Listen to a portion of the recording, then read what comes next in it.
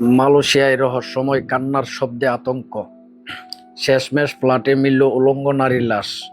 আসসালামু আলাইকুম মালয়েশিয়া প্রবাসী ভাইয়ের, আশা করি সবাই ভালো আছেন। মালয়েশিয়ার একটি আবাসিক ফ্ল্যাটে টানা কয়েকদিন ধরে শোনা যাচ্ছিল এক নারীর কান্নার শব্দ। সেই কান্না আশেপাশের বাসিন্দাদের মধ্যে ভয়ের ছায়া ফেলে। প্রথমে কেউ বিষয়টি গুরুত্ব না দিলেও সময় যত গড়াতে থাকে ততই বাড়তে থাকে উদ্বেগ।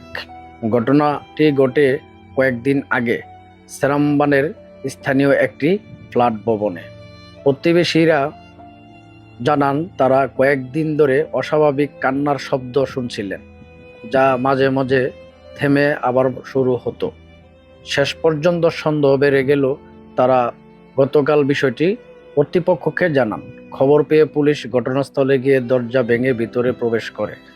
সেখানে গিয়ে তারা যে দৃশ্য দেখেন তা সবাইকে হতবাক করে দেয়। ফ্ল্যাটের ভিতরে পাওয়া যায় এক নারীর মৃতদেহ, যিনি সম্পূর্ণ উলঙ্গ অবস্থায় পড়েছিলেন। ধারণা করা হচ্ছে মৃত্যুর পর কয়েকদিন ধরে তার দেহটি সেখানেই পড়েছিল।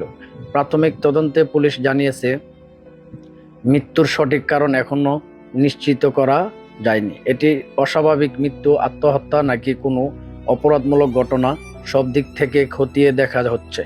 ইতিমধ্যে মরদেহ ময়নাতদন্তের জন্য পাঠানো হয়েছে এবং রিপোর্টের অপেক্ষা করা হচ্ছে। এদিকে এলাকাবাসীর মধ্যে এখনো আতঙ্ক বিরাজ করছে। অনেকে বলছেন কয়েকদিন ধরে যে কান্নার শব্দ তারা শুনছিল সেটি হয়তো এই নারীর শেষ মুহূর্তের আর্তনাদ ছিল, যা কারো সাহায্য পায়নি।